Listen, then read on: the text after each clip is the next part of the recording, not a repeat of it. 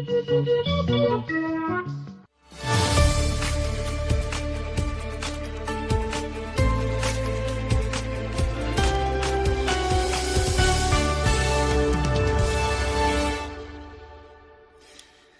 بعسران كلتن عسران حمشتن 31 متر باند حاصر معبل كمون بساتلايت مسمر BOA 24 كاب واشنطن دي سي زمحافل لكم زلوا دمص امريكا يتولد ولد جبريل كما يمسخهم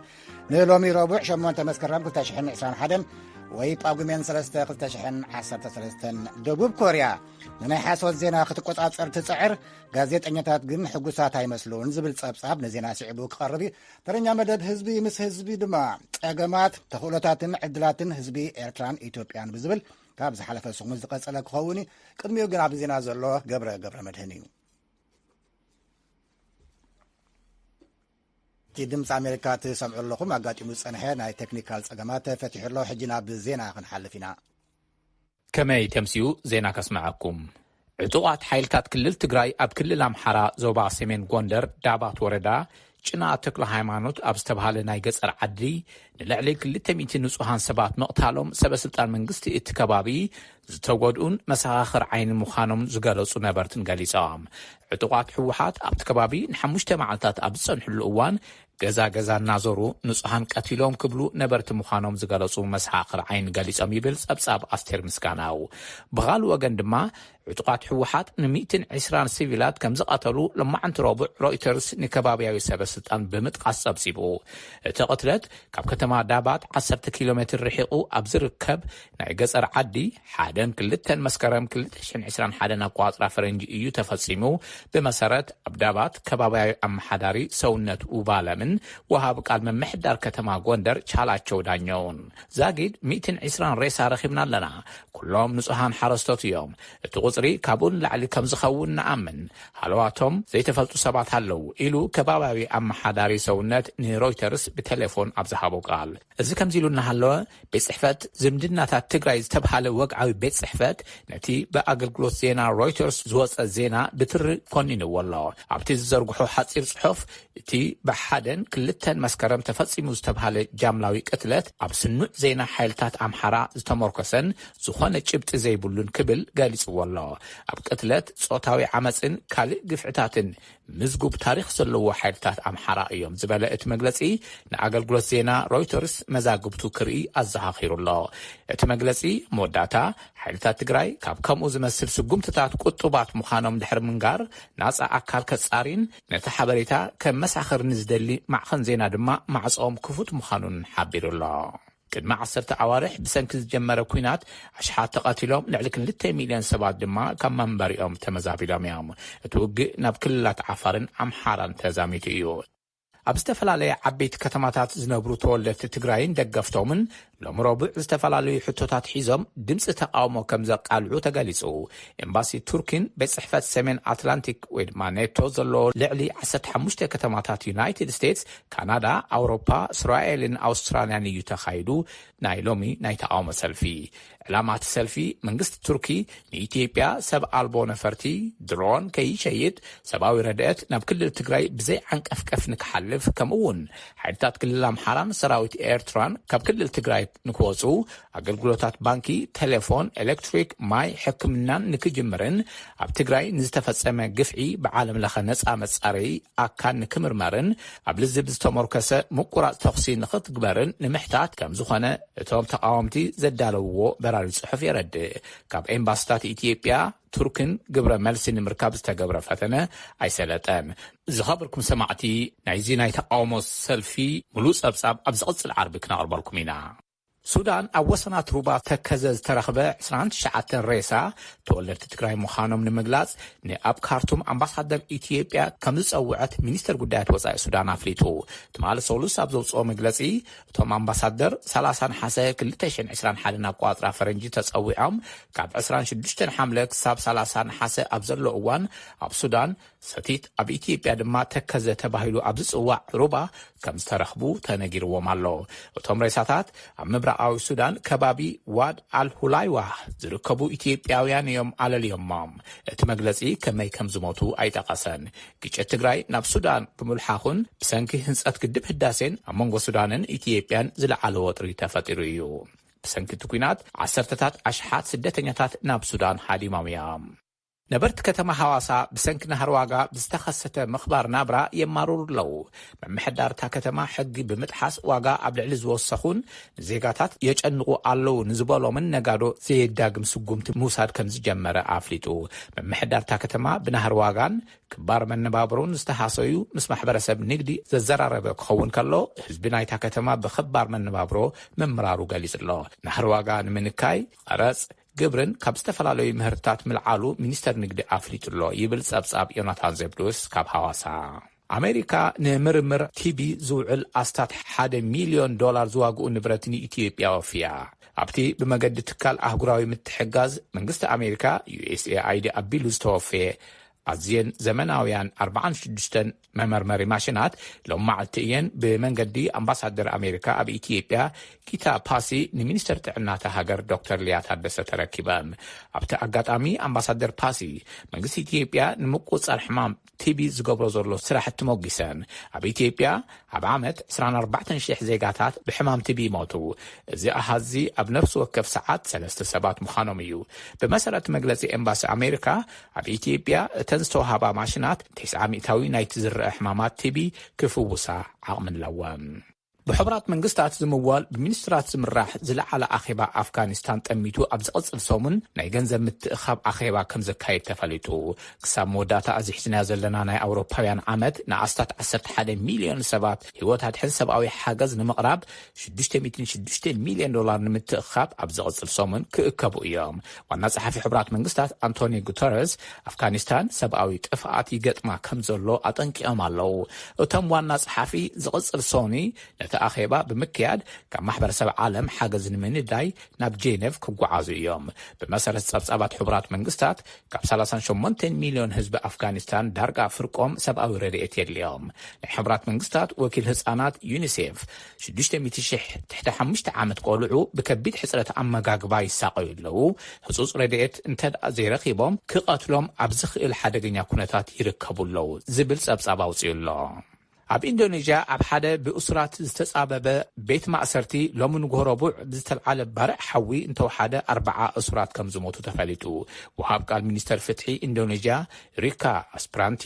ኣብ ወሰን ከተማ ጃካርታ ኣብ ዝርከብ ቤት ማእሰርቲ ዝተልዓለ ባርዕ ንሰዓታት ከም ዘለቐን እንተወሓደ 80 እስራት እውን ከም ዝተጎዱን ሓቢረን እቲ ቤት ማእሰርቲ ክሕዞ ካብ ዝግባእ 3 ዕጽፊ ማለት እውን 200 እስራት ከም ዝሓዘ ተፈሊጡሎ ሰበስልጣን ምኽንያት ናይቲ ባርዕ ይጻረ ከም ዘሎ ገሊጾም ኣለው ኣብ መወዳእታ ኣብ ሰሜን ሜክሲኮ ከተማ ቱሉ ብዝወረደ ሓያል ዝናብ ሓደ ሆስፒታል ኣዕለቕሊቑ 17 ሕሙማት ድሕሪ ምማቶም ሕሙማት ካብቲ ሆስፒታል ክወፁ ከም ዝተገብረ ዝበፅሕና ዜና ሓቢሩ ህይወት ኣድሕን ሰራሕተኛታት ንሕሙማት ንምውፃእ ጀላቡ ከም ዝተጠቐሙ ተፈሊጡሎ ብኻልእ ዜና ኣብ ደቡብ ሜክሲኮ ጥቓ መዘናግዒ ወሰን ባሕሪ ኣብ ዝኾነት ኣካፕሉኮ ትማሊ ሶሎስ ብዝወረደ ሓያል ምንቅጥቃጥ መሬት ሓደ ሰብ ምማቱ ሰበስልጣን ገሊጾም ብሬክተር 7.0 ባዶ ብዝተዓቀነ ርዕደ መሬት ኣብቲ ከባቢ ዝወረደ ዕንወት ከም ዘየለ ናይቲ ሃገር ፕሬዚዳንት አንድረስ ማኑኤል ሎፔዝ ኦብራዶር ብቪድዮ ኣብ ዘርግሕዎ መልእኽቲ ሓቢሮም ዜና ኣብዚ ፍጸም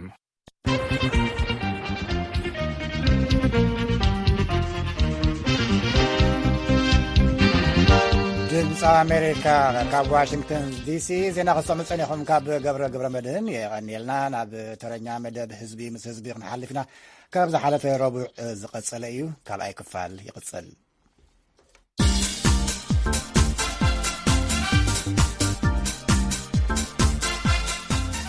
መዘራረቢ ናይ ሎሚ መደብ ህዝቢ ምስ ህዝቢ ጸገማት ተኽእሎታትን ዕድላትን ህዝቢ ኤርትራን ትግራይ ኢትዮጵያን ዝብል እዩ ኣጋይሽና ኣለማዮ ፈንታውን ጳውሎስ ተስፋ ጊዮርጊስን እዮም ጳውሎስ ተስፋ ጊዮርጊስ ካብ ዩኒቨርሲቲ ማክጊል ካናዳ ናይ ሕጊ ዲግሪ ረኺቡ ኣብ ዩኒቨርሲቲ ኣስመራ ኤርትራ ናይ ሕጊ መምህር ኮይኑ ኣገልጊሉ እዩ ኣብ 80ታት ንኣህጉራዊ ትካል ረድኤት ኤርትራውያን ዘተሓባበር ዝነበረ ጳውሎስ ተስፋ ጊዮርጊስ ድሕሪ ነጻነት ኤርትራ ንቕዋም ኤርትራ ምስ ዘዳለወ ኮሚሽን ኮይኑ ዝሰርሐ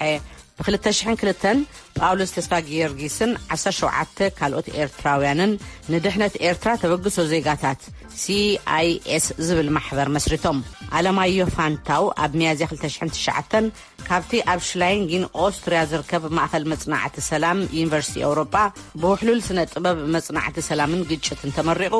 ኣብ ሳልዝበርግ ግሎባል ሴሚናር እውን ተሳቲፉ እዩ። ኣብዚ እዋን እዚ ኣብ ዩኒቨርሲቲ ሱፎክ ኮሌጅ ሳይንስን ስነ ጥበብን በጻሒ ፕሮፌሰር ኣስተምህሮ መንግስቲ ኮይኑ ይዓይሎም። ኣዳላውን ኣቕራብን ናይ ሎሚ መደብ ህዝቢ ምስ ህዝቢ በትረ ስልጣን እዩ። ናብኡ ከሕልፈኩም እየ።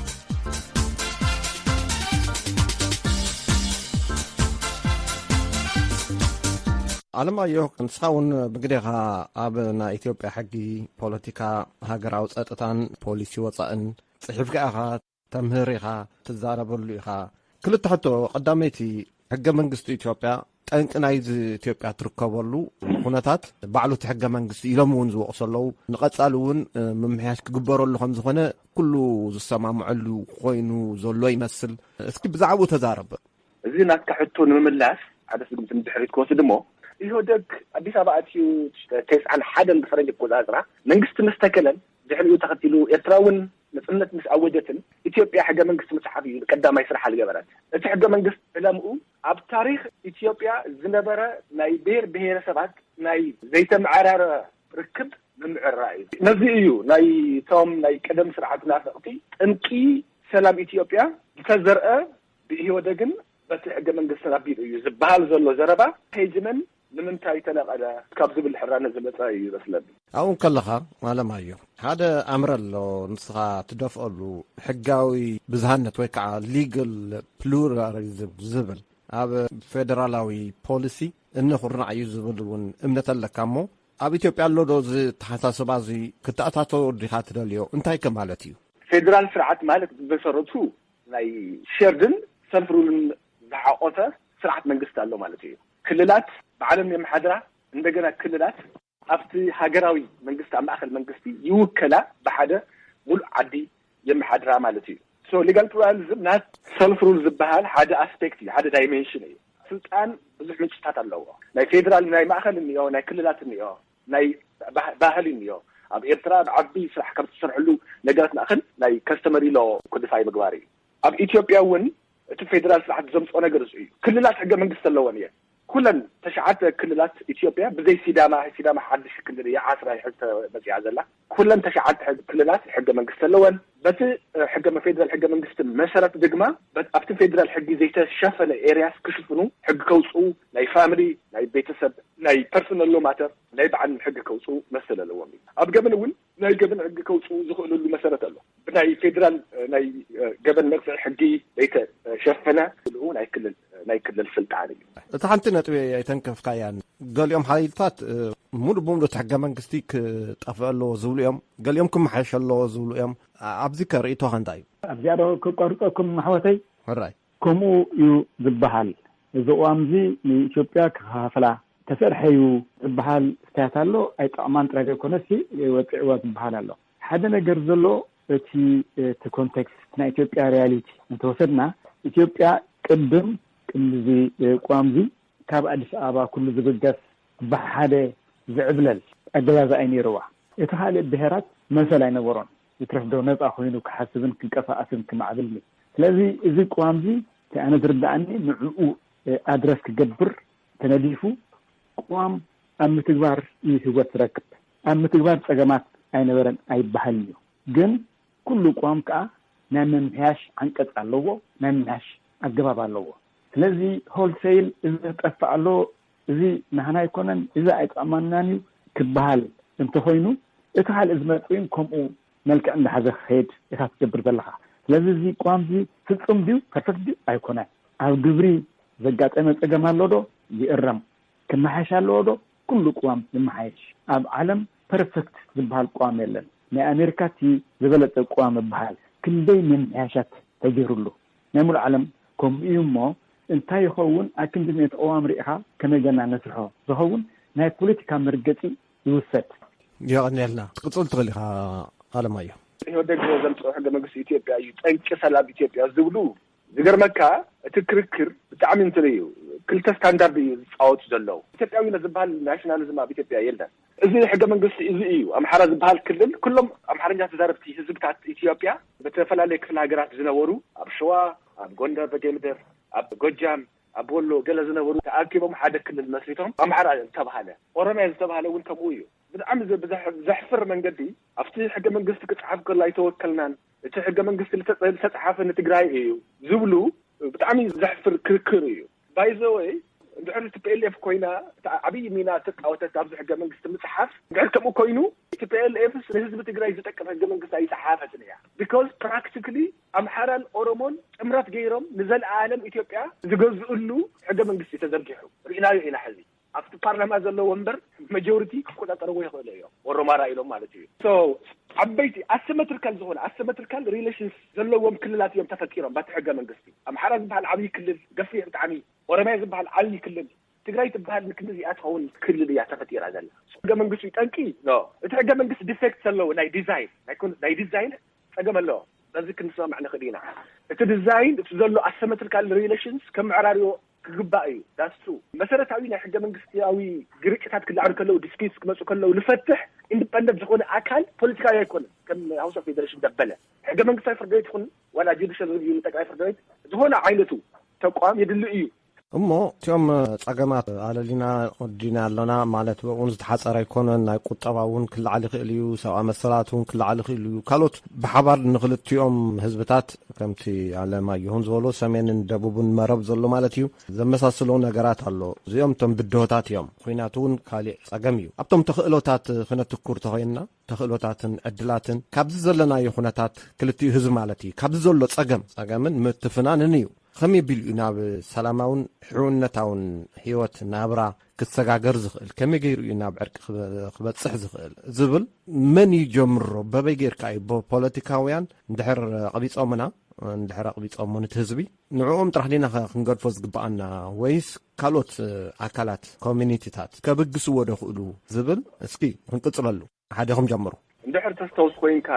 ኣነ ብጣዕሚ ዘይርስዖ ሞመንት ስለዝኾነ እዩ ናይ ኢሳያስን ናይ ኣብይን ናይ ሰላም ውዕሊ ተፈሪሙ ተባሂሉ ናይ ህዝቢ ንህዝቢ ይርክብ ክኽፈት ኣለዎ ተባሂሉ ኣብቲ ዶብ ዝተገበረ እንትን ነይሩ እዩ ኢቨንት ነይሩ እዩ ደረፍቲ ሰለሞን ባይረን ካሕሳይ በርሀን መዝሙር ሰላም ዝበሃል ደረፍሉ ኢሳያስን ደብረፅዮንን እውን ብኣካል እውን ተራኸብሉ እዩ ዝነበረ ንብዙሓት ዘንበዐ እዩ ዝነበረ ናይ ብሓቂ ንምዝራብ ሕዚ እውን ዘድልየና ኣብ መንጎ እዚኦም ክልተ ኣሕዋት ህዝብታት ዘድሊ ሰላም እዩ ትክክለኛ ኣብ መንጎ ህዝቢ ግራስሩት ህዝቢ ንህዝቢ ዝግበር ሰላማዊ ርክብ ኣሕዋታዊ ርክብ እዩ ዘድሊ ሶ ፒስ ቢልዲንግ ንብሎ ነገር ኣሎ ናይ ፒስ ቢልዲንግ ስራሕቲ ብሲቪክ ሶሳይቲ ካኢና ክንብሎ ትግርኛ አይዶን ነው ኣብ ታሕቲ ዘሎ ናይ ሰላም ግንባታ ስራሕቲ ክስርሑ ኣለዎም እዮም ብሲቪላት ትካላት ዋንስ ኤንድ ፎር ኦል እዚ ጦርነት እዚ ምስተወደአ ዝመፅእ መንግስቲ ኣብ ክልቲኦም ህዝብታት ኣሕዋት ህዝብታት ትግራይን ኤርትራን ናይ ፒስ ቢልዲንግ ስራሕ ክስራሕ ዝፈቅድ ክኸውን ኣለዎ እኒ ናይ ሰላም ስምምዕ ዝግበር ኣብ መንጎ ኤርትራን ትግራይን ዝግበር ስምምዕ ኣብ ከይዲ ጦርነት ዝተፈጸሙ ናይ ጦር ገበናት ክራይምስ ኤጀንሲ ማንዲ ኣብ ሰብኣዊ ወንጀላት ዝተፈጸሙ ሊቐፅዕን ዘላቂ ለሆነ ታይል ባህር ሰስተነብል ሰላም ንኽመፅእ ዘረጋግፅ ፒስ ቢልዲንግ ዝፈቅድ ስምምዕ ትሪቲ ክግበር ኣለዎ ኢለ ይሓስብ እዩ ጳውሎስ ሓደ ነጥብ ክገብር ደሊ ንኣብነት እዚ መረብ ምላስ ዝበሃል እዚ ሓደ ፍሉጣት ሰበስልጣን ዘለዉ ወይ ዝነበሩ ተጋሩሕ ኣሕዋትና ሓደ ሓትናውን ክሰርሕ ላይን ዝዛረቦ ነገር ኣሎ ካብ ሓልዮት ክተቕሶ ዝደሊ መረብ ምላስ ክበሃል ከሎ ብዙሕ ግዜ ከበሳ ጥራይ ዝሓቆፈ ተገይሩ ይርአ ኤርትራ ከም ሃገር ከም ህዝቢ ማልቲ ኤትኒክ ማልቲ ሪሊጅስ ምዃና ምቕባል ኣዝዩ ኣገዳሲ ሓደ እዚ ቀረባ ግዜ ሰምዖ እንተለኹም እዞም ኣብ ኤርትራ ብትግራይ መፅኦም መንእሰያት ኤርትራውያን ግፍዒ ዝፍፅሙ ዘለዉ እቶም ጨቆንቲ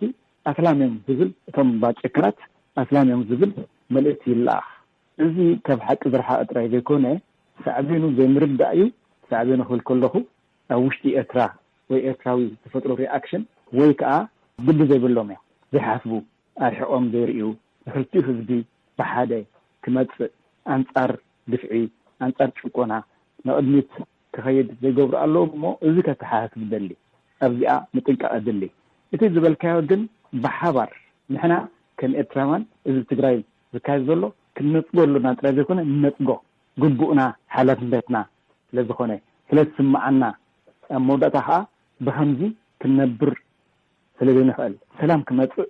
ኩልሃና ንሰላም ክንፅዕር ኣለና ኩልሃና ክንከባበር ኣለና ጳውሎስ ካባኻ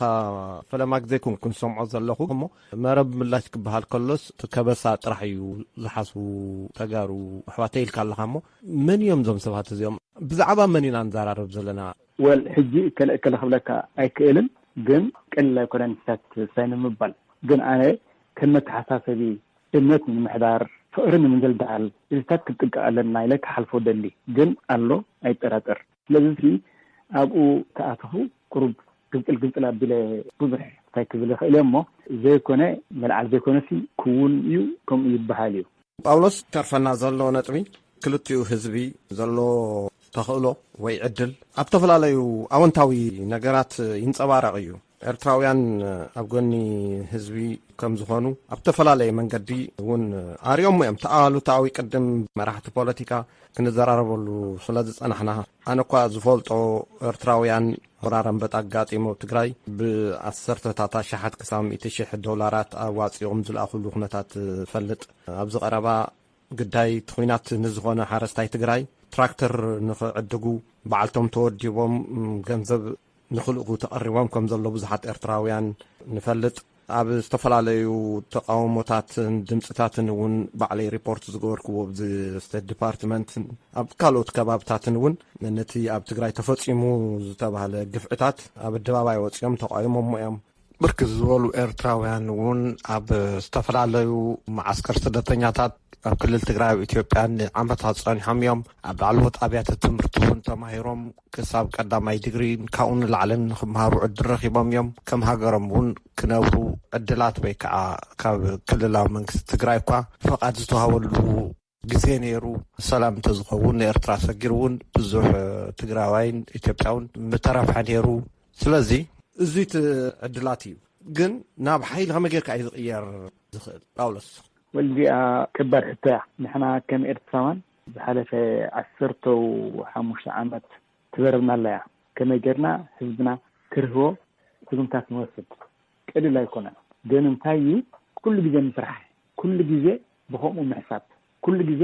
ብሓባር ምምፃእ ምሕዝነት ኣሎ ብርሑቕ ትህቦ ሶሊዳሪቲ ከዓ ኣሎ ብሓንሳእ ተሓስበሉ ብሓንሳእ ዝትየሉ ብሓንሳእ መደብ ትውፅኣሉ እዚ ኩሉ ግዜ ቀፃሊ ስራሕ ዘድልዮ እዩ ስለዚ ምስ ህዝቢ ትግራይ ምድንጋፅ ምሕዝነት ምርኣይ ከመይ ጌርካ ኣብ ግብሪ ክትርጉሞ ዝብል ቀፃሊ ክትዓትን ስራሕን ዘድልዮ እዩ ኣለማዮ እዚ ርክብ ህዝቢ ምስ ህዝቢና ንዘራረብ ዘለና እሞ ትዝበልክዎ ንዘይምድጋም ርክብ ህዝቢ ምስ ህዝቢስ ኣበይ ይጀመር ትዘራረብሉ ዶ ከመይ ክኸይድ ኣሎ ትብል ከቢድ እዩ ሚን ፒስ ቢልዲንግ ናብዚ ናብ ርክብ ህዝባዊ ርክባት ንምእታው እቲ ናይ መጀመርያ ስቴፕ ክኸውን ዘለዎ እንታይ እዩ ናይ እዚኦም ክልተ ህዝብታት ክቃለሱ ኣብ ዘለዎ ኮይኖም ዝተፈላለዩ ምንቅስቃሳት ከቃለሱ ይግባእ እዩ ማለት እዩ ኣብ ዳያስፖራ ዘለዎ ገና ናይ ትራንስናሽናል ኣክቲቪዝም ናይ ሰብኣዊ መሰል ኣብኡ ዝግበር ዘሎ ገለ ኣድቮኬሲ ስራሕ ክሰርሕ ይኽእል እዩ ኣብ ውሽጢ ዓዲ ዘሎ እውን እቲ ዋና ናይ ሰላም ስራሕ ግን ድሕሪ ሽግር ቅልውላው ስቴጅ ክንበፅሕ ከለና ኢና ናው ክንኣቱ ይመስለኒ ፅቡቅ እሞቀኒለይ እዚኣ ዘመስግን ጳውሎስ ተስፋ ጊዮርጊስን ኣለማዮ ፋንታውን ኣጋይሽና ስለ ዝኾንኩም ክብሮት ያበለይ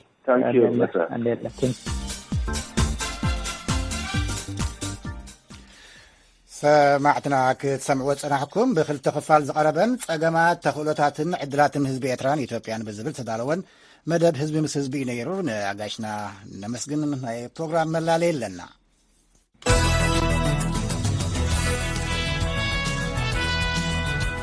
ናይ ፕሮግራም መዘኻኸሪ መልእኽቲ ለውጢ ፈነወ ሳተላይት መስመር ሬድዮ ድምፂ ኣሜሪካ ናብ ኢትዮሳት ይሰጋገር ኣሎ ናይ ቀርኒ ኣፍሪካ ናይ ሬድዮ ብቴሌቭዥንን ናይ ቴሌቭዥንን ፈነወ ትግርኛ ኣምሓርኛ ናይ ኣፋን ኦሮሞን ጋቢናን ቪኦኤ ሰማዕትናን ተመልከትናን ካብ ሶኒ 3 መስከረም 2014 ዓ.ም ወይ 13 መስከረም 2021 ጀሚሩ ካብ ስሩዓት ሓጸርቲ ማዕበላት ሬድዮ መስመራትና ብተወሳኺ ብሳተላይት ኣብዞም ዝስዕቡ ክትረኽቡና ኢኹም። ቪኦኤ ጋቢና ሕዚ እውን ኣብ ኢትዮሳት ይርከብ። ኣብ ቪኦኤ ኢትዮ ቻናል NSS ሰረዝ 12 ኢትዮሳት ኣብ ቨርቹዋል ቻናል 547 ዲግሪ ዌስት ናይ ቨርቹዋል ቻናል ሲስተም መፍለይ ቁጽርታት VC/SID ንናይ ኢትዮጵያ ተመልከትናን ሰማዕትናን 6230 ናይ ሶማልያ 6231 ንኬንያ 6232 ንቪኦኤ 24 ተኸታተልቲ 6233 ከምኡውን ንቪኦኤ ቲቪ ኣፍኔት HD ቲቪ MC ሰረዝ 06 ተመልከትና 6229 እዮም። ዝርዝር መስመራት ፈነወታትና ካብ ዌብሳይትናን ማሕበራዊ መራኸቢ ገጻትናን እውን ክትረኽብዎ ትኽእሉ ኢኹም። ድምፂ ኣሜሪካ